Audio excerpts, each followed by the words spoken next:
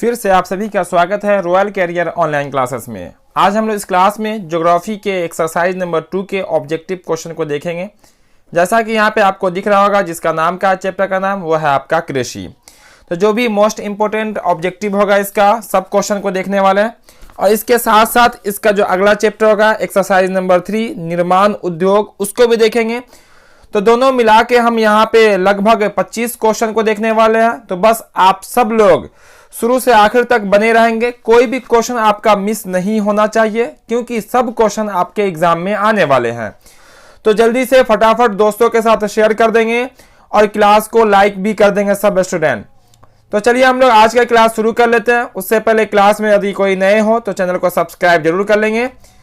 तो देख लेते हैं हम लोग फर्स्ट क्वेश्चन, यानी कि पहला क्वेश्चन कहा गया यहाँ पे, चावल के उत्पादन में कौन सा राज्य प्रथम है, यह हमें बतानी है।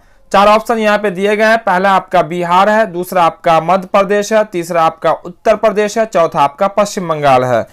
तो सबसे प्रथम नंबर पे कौन सा राज्य आता है, जल्दी से सब स्टूडेंट बताएंगे। बहुत अच्छा, बहुत सारे स्टूडेंटों का आंसर सही आ रहा है। इसका राइट आंसर जो होगा वो होगा आपका ऑप्शन नंबर डी, पश्चिम बंगाल। कौन सा राज्य? पश्चिम बंगाल। चलिए दूसरा नंबर प्रश्न को देखते हैं। दूसरा नंबर प्रश्न आपका कहता क्या, कहा गया गेहूं के उत्पादन में कौन सा राज्य आगे। ऊपर वाला क्वेश्चन चावल, नीचे वाला क्वेश्चन आपका गेहूं, ठीक है। तो कौन सा राज्य है ये हमें बतानी है। पहला ऑप्शन इसमें देखिएगा तो क्या आपका मध्य प्रदेश, दूसरा आपका उत्तर प्रदेश, तीसरा आपका बिहार और चौथा आपका महाराष्ट्र। तो इसका जो राइट आंसर होगा वो हो जाएगा आपका उत्तर प्रदेश। क्या हो जाएगा इसका right answer? Option number B, Uttar Pradesh गेहूं के उत्पादन में यहाँ चारों राज्य में से आगे है। चलिए हम लोग आगे बढ़ते हैं और देख लेते हैं क्वेश्चन नंबर आपका तीसरा प्रश्न जो कहता है उसको देखते हैं। तीसरा में कहा गया जूट के उत्पादन में कौन सा राज्य आगे है। किसके उत्पादन में? जूट के उत्पादन में कौन सा राज्य सबसे आगे है वो हमें बतानी है। यहां भी 4 ऑप्शन दिए गए हैं इसके लिए। पहला ऑप्शन आपका बिहार है, दूसरा आपका असम है, तीसरा आपका पश्चिम बंगाल है, चौथा आपका उड़ीसा है। जल्दी से सब स्टूडेंट इसका आंसर बताएंगे। तो इसका जो राइट आंसर होगा वो होगा आपका पश्चिम बंगाल, ऑप्शन नंबर सी, है ना। जूट से ही जूट यानी कि पटसन से ही जूट बनता है, जिससे बोरा चट्टी वगैरह बनाई जाती है, और सबसे अधिक जूट मिल भी जो है पश्चिम बंगाल में ही है। चलिए अगला प्रश्न देखते हैं। प्रश्न नंबर आएगा वो 4 नंबर प्रश्न में कहता है दक्षिण भारत में सर्वाधिक गन्ना उत्पादन करने वाला कौन सा राज्य कौन सा, ठीक है। दक्षिण भारत में सर्वाधिक गन्ना उत्पन्न करने वाला राज्य कौन है। 4 ऑप्शन दिए गए हैं। पहला आपका है कर्नाटक, दूसरा आपका है आंध्र प्रदेश, तीसरा आपका तमिलनाडु, चौथा आपका महाराष्ट्र। जल्दी से सब स्टूडेंट आंसर बताएंगे। दक्षिण भारत, इसका जो राइट आंसर होगा वो होगा आपका महाराष्ट्र। क्या हो जाएगा आपका? महाराष्ट्र हो जाएगा। यह आपका प्रैक्टिस सेट है, ध्यान रखिएगा, यह आपका प्रैक्टिस सेट है। यहाँ पे आपको तेजी से आंसर बताने हैं, जिससे आपका प्रैक्टिस होगा क्वेश्चन का, ऑब्जेक्टिव क्वेश्चन का। चूंकि एग्जाम में आपका 50% आपका ऑब्जेक्टिव रहेगा, और उस 50% नंबर में के लिए आपको डबल आपसे ऑब्जेक्टिव पूछा जाएगा। तो कोई भी क्वेश्चन गलत नहीं होना चाहिए, इसलिए आप खूब प्रैक्टिस कीजिए, रोजाना क्लास में आइए। चलिए हम लोग देख लेते हैं क्वेश्चन नंबर 5 को। क्वेश्चन नंबर 5 में कहा गया भारत में किस प्रकार की कृषि की प्रधानता। भारत में किस प्रकार की कृषि की प्रधानता। पहला आपका जीवन निर्वाहित कृषि, दूसरा आपका विस्तृत कृषि, तीसरा आपका बागवानी कृषि, चौथा आपका व्यापारिक कृषि। तो इसका जो राइट आंसर होगा वो हो जाएगा आपका जीवन निर्वाहक कृषि। क्या आपका? जीवन निर्वाहक कृषि। भारत में जीवन को चलाने के लिए भी कृषि की जाती है। चलिए अगला प्रश्न देखेंगे, जो कि रहेगा प्रश्न नंबर अब 6। चूंकि इसमें दोनों एक्सरसाइज नंबर 3 और एक्सरसाइज नंबर 2 और 3 दोनों के क्वेश्चन को देखेंगे। चलिए 6 नंबर क्वेश्चन कहता है वो देख लेते हैं। कहा गया यहाँ पे निम्नलिखित में शीतकालीन फसल कौन सा। शीतकालीन यानी कि ठंडी के महीने में होने वाली फसल कौन सी है। पहला ऑप्शन आपका है चावल, दूसरा आपका देखिएगा तो है प्याज, तीसरा है आपका गेहूं, चौथा आपका महुआ। तो इसका जो राइट आंसर होगा सबको जल्दी से बताइए, ये ठंडी के दिनों में यानी कि शीतकालीन फसल कौन सी है, जिसको हम लोग रबी फसल भी कहते हैं। इसका राइट आंसर होगा गेहूं। क्या हो जाएगा आपका? गेहूं। चावल जो है आपका बरसात के महीने में होती है, प्याज भी, महुआ ये आपका पतझड़ के महीने में खा सकते हैं इसको। गेहूं आपका शीतकालीन फसल यानी कि रबी फसल है। चलिए यहीं पर देख लेते हैं क्वेश्चन नंबर 7 भी। क्वेश्चन नंबर 7 में कहा गया निम्नलिखित में कौन सा भौगोलिक कारक चाय की खेती के लिए आवश्यक है। किसकी खेती के लिए? चाय की खेती के लिए आवश्यक है, बतानी है। पहला ऑप्शन आपका है 50 सेंटीमीटर वर्षा वाला क्षेत्र, दूसरा आपका पर्वतीय ढलान, तीसरा आपका है जलोढ़ मैदान, चौथा आपका काली मिट्टी। चारों ऑप्शन में से कौन सा ऑप्शन इसका सही होगा जो चाय की फसल के लिए आवश्यक है? तो इसका जो राइट आंसर होगा वो है आपका पर्वतीय ढलान। आपको टेलीविजन वगैरह पे देखने को मिल जाएगा, देखिएगा वहां पे एक ढलान पे होती है चाय की फसल, चाय की फसल होती है और उसकी पत्ती को हम लोग यूज करते हैं, जिसको हम लोग चाय की पत्ती कहते हैं। चलिए हम लोग आगे बढ़ते हैं और देखते हैं क्वेश्चन नंबर 8। तो जो क्लास में देरी से आएंगे क्लास को लाइक जरूर कर देंगे, जो चैनल पे नए होंगे चैनल को सब्सक्राइब करके बेल आइकन भी दबा लेंगे ताकि आपको हर एक क्लास का नोटिफिकेशन भी मिले और आप बिल्कुल आसानी पूर्वक तैयारी कर सकते हैं हमारे साथ। चलिए क्वेश्चन नंबर 8 में देखते हैं। क्वेश्चन नंबर 8 में क्या कहता है? क्वेश्चन नंबर 8 में है भारत में कितने प्रतिशत कृषि योग्य भूमि में सिंचाई की सुविधा उपलब्ध है, ये हमें बतानी है। ठीक है, भारत में कितने प्रतिशत कृषि योग्य भूमि में सिंचाई की सुविधा उपलब्ध है? पहला ऑप्शन आपका 10% है, दूसरा आपका 15%, तीसरा ऑप्शन आपका 20% और चौथा बोला गया आपका 25%। इसका जो राइट आंसर होगा वो हो जाएगा आपका ऑप्शन नंबर बी 15% यानी कि 50% है ना परसेंट। चलिए आगे बढ़ते हैं और देखते हैं क्वेश्चन नंबर आपका 9। क्वेश्चन नंबर 9 में कहा गया शस्य गहनता की दृष्टि से भारत का कौन सा राज्य अग्रणीय है? ठीक है, पहला ऑप्शन है आपका पंजाब, दूसरा आपका है बिहार, चौथा आपका है मध्य प्रदेश और तीसरा और चौथा बोला गया केरल। तो इसका जो राइट आंसर होगा वो हो जाएगा आपका पंजाब। ठीक है, शस्य गहनता, ठीक है, इसके लिए जो प्रसिद्ध है सबसे नंबर 1 पे वो क्या आपका पंजाब है। चलिए आगे देखते हैं क्वेश्चन नंबर 10 आपका। क्वेश्चन 10 भी आपके सामने क्लियर होगा। चलिए क्वेश्चन नंबर 10 क्या कहता है उसको देखते हैं। भारत के किस राज्य में झूम खेती की जाती है? कौन सी खेती? झूम खेती की जाती है, ये बतानी है। पहला ऑप्शन आपका छत्तीसगढ़, दूसरा आपका है मणिपुर, तीसरा आपका अंडमान निकोबार द्वीप समूह, चौथा में कहा गया असम। तो भारत के इस चारों ऑप्शन में से कौन से किस राज्य में झूम खेती होती है? तो इसका जो राइट आंसर होगा जल्दी से सब स्टूडेंट बताएंगे। इसका राइट आंसर होगा असम। क्या हो जाएगा आपका असम, ऑप्शन नंबर डी इसका राइट आंसर होगा। चलिए आगे देखते हैं क्वेश्चन आपका 11 में कहा गया निम्नलिखित में कौन खरीफ फसल है? कौन सी फसल? खरीफ फसल। अभी जस्ट आपको बताएं, जो सबसे अलग होगा वही आंसर कर लीजिएगा। पहला ऑप्शन दिया हुआ कपास, दूसरा आपका गेहूं, तीसरा आपका चना, चौथा आपका सरसों। तो इसका जो राइट आंसर होगा वो हो जाएगा आपका कपास। क्या हो जाएगा आपका कपास? कैसे हम अलग करेंगे देखिए, अगर याद नहीं हो, अगर चारों ऑप्शन में से जो अलग हो उसको अलग कर लीजिए, वही आंसर हो जाएगा। गेहूं ठंडी के महीने में बोई जाती है, चना भी आपकी ठंडी के महीने में बोई जाती है और सरसों यानी कि तोरी जिसको हम लोग कहते हैं देहाती भाषा में तोरी, वो भी आपका ठंडी के महीने में बोई जाती है। लेकिन कपास जो है ये आपका क्या है? खरीफ फसल है। ठीक है, कैसी फसल है? खरीफ फसल है। ये बरसात के महीने में इसको रोपी जाती है यानी कि बोई जाती है। इसका आंसर क्या होगा? आपका कपास हो जाएगा। क्लियर इतना? चलिए क्लियर है तो बढ़ते हैं आगे और देखते हैं क्वेश्चन नंबर 12 जो कि इस चैप्टर का अंतिम प्रश्न होगा। इस चैप्टर का अंतिम प्रश्न होगा क्वेश्चन नंबर 12, उसको देख लेते हैं। 12 में कहा गया आपका 12, एक मिनट यहाँ से इसको करना पड़ेगा थोड़ा सा इधर, है ना। चलिए थोड़ा सा इधर हो गया।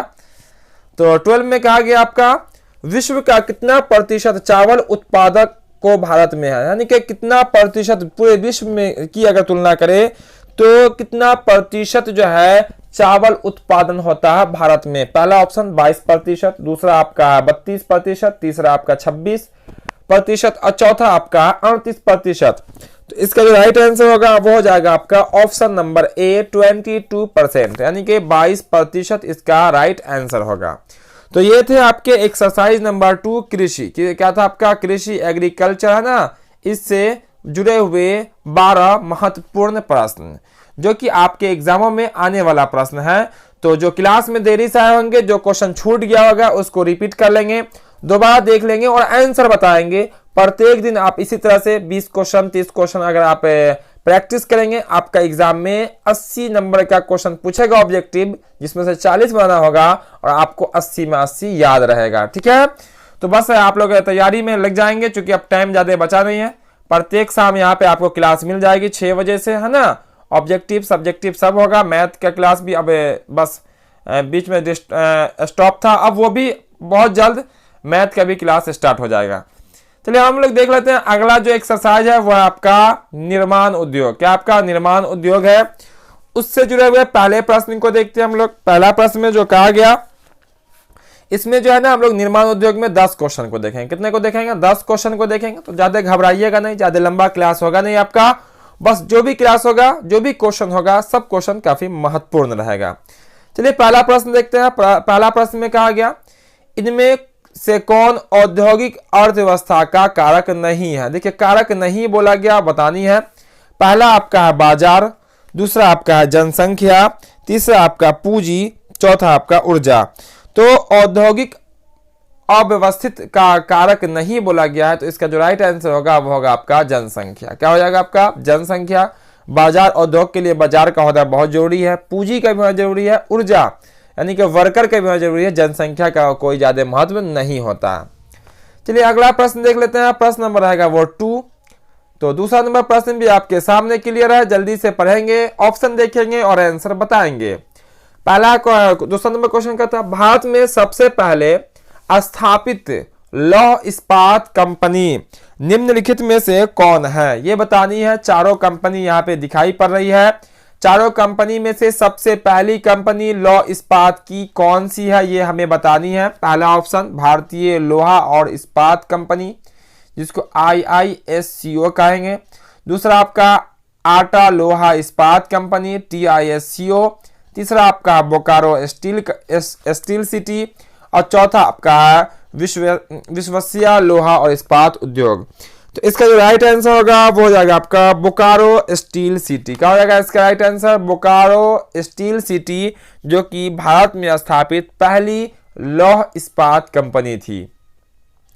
चलिए अगला प्रश्न नंबर जो होगा वो हो जाएगा आपका 3 नंबर प्रश्न में देखते हैं। कहा गया, पहली आधुनिक सूती निम्न मिल मुंबई में स्थापित की गई। ठीक है, क्या आपका पहली आधुनिक सूती निम्न मिल मुंबई में स्थापित की गई थी, क्योंकि कारण बतानी है।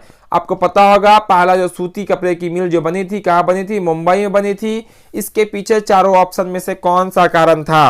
पहला ऑप्शन है मुंबई एक पतन है, बिल्कुल सही बात है ये। दूसरा बोला गया यह कपास उत्पादक क्षेत्र के निकट स्थित है, बिल्कुल कपास के क्षेत्र के निकट है, कपास से ही सूती वस्त्र बनते हैं।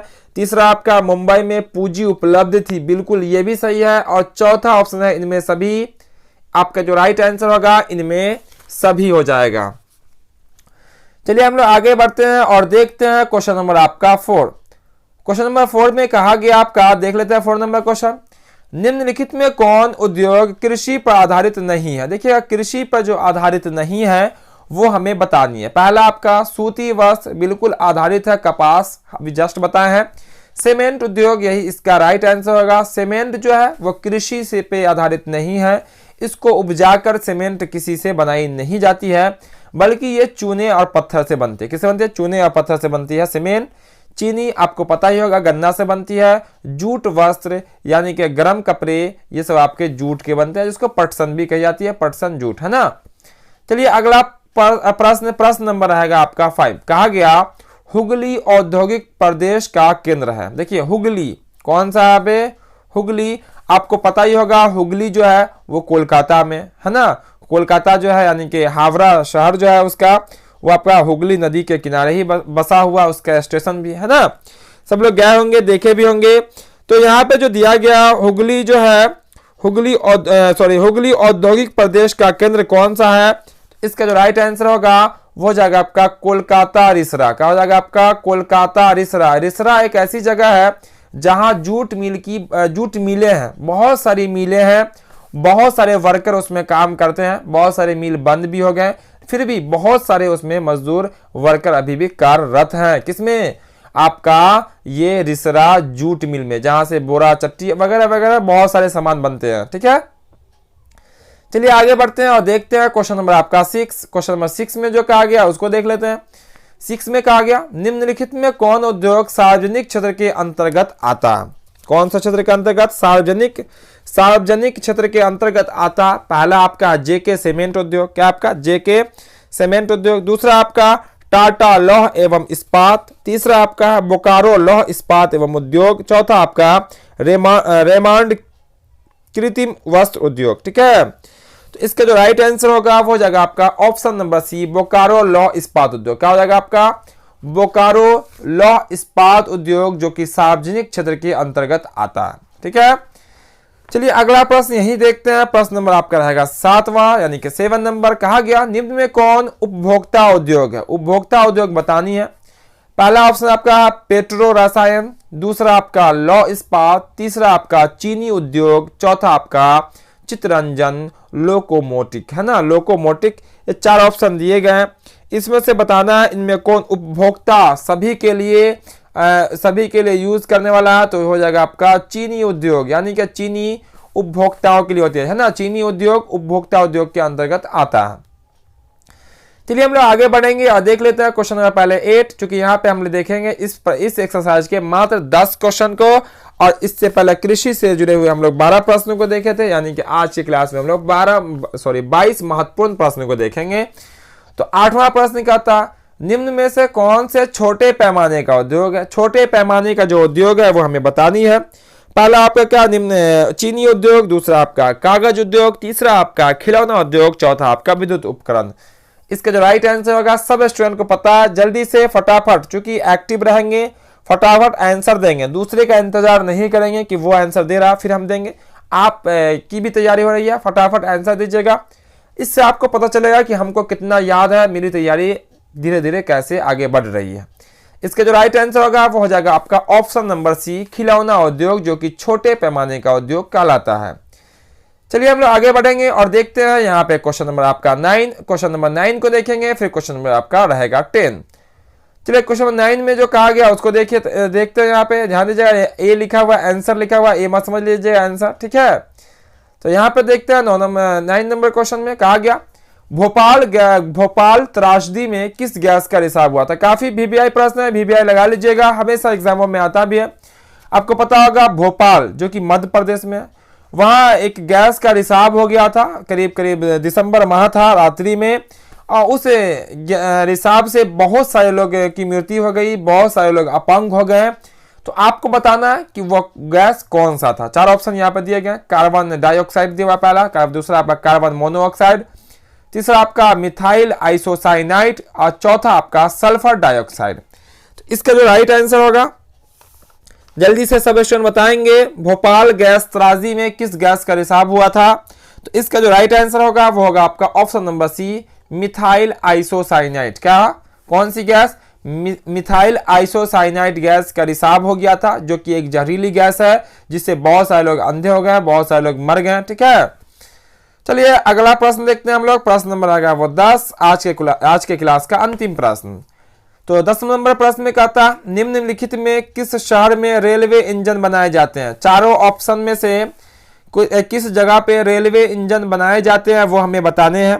पहला ऑप्शन है आपका कानपुर, दूसरा आपका मेरठ, तीसरा आपका वाराणसी, चौथा आपका मुंगेर। जल्दी से बता देंगे कि चारों ऑप्शन में से कहां रेलवे इंजन बनाए जाते हैं? कानपुर, मेरठ, वाराणसी, मुंगेर। इसका जो राइट आंसर होगा वो हो जाएगा आपका ऑप्शन नंबर सी, वाराणसी में। कहा? वाराणसी में रेल के इंजन बनाए जाते हैं। तो ये थे आज के क्लास के 22 क्वेश्चन, है ना, जिसमें से हम लोग पहले यानी कि दूसरे एक्सरसाइज कृषि से 12 क्वेश्चन और निर्माण उद्योग से आपका 10 क्वेश्चन, कुल मिला के हो गए 22 क्वेश्चन, जो कि थे काफी महत्वपूर्ण। अगले क्लास में हम लोग अगला जो आपका दिखाई पड़ रहा होगा परिवहन, संचार एवं व्यापार, जो कि एक्सरसाइज नंबर 4 है आपके ज्योग्राफी का। तो यहां से हम लोग प्रश्नों को देखेंगे, काफी महत्वपूर्ण चुनिंदा क्वेश्चन को देखेंगे। तो बस आप लोग अगले क्लास के लिए रहिएगा तैयार, और जो भी दोस्त है सबको शेयर भी कर दीजिएगा, और जो क्लास में नए हो चैनल को सब्सक्राइब भी कर लीजिएगा, और साथ ही साथ बेल आइकन भी ऑन कर लीजिएगा, ताकि आपको इस तरह का जो भी क्लास हो हर क्लास का नोटिफिकेशन आपको भी मिलेगा, और सब स्टूडेंट टाइम से आप अपनी तैयारी कर सकते हैं। तो जो क्लास को अब तक लाइक नहीं किए होंगे लाइक जरूर कर दीजिएगा, और आज का क्लास आपको कैसा लगा आप कमेंट में जरूर बताएंगे, और आपका कितना सही हुआ 22 में, ये तो बताना बिल्कुल नहीं भूलेंगे। ठीक है, जरूर बताएंगे 22 में आपका कितना सही हुआ। तो फिर मिलते हैं हम बहुत जल्द अगले क्लास में। जय हिंद, जय भारत।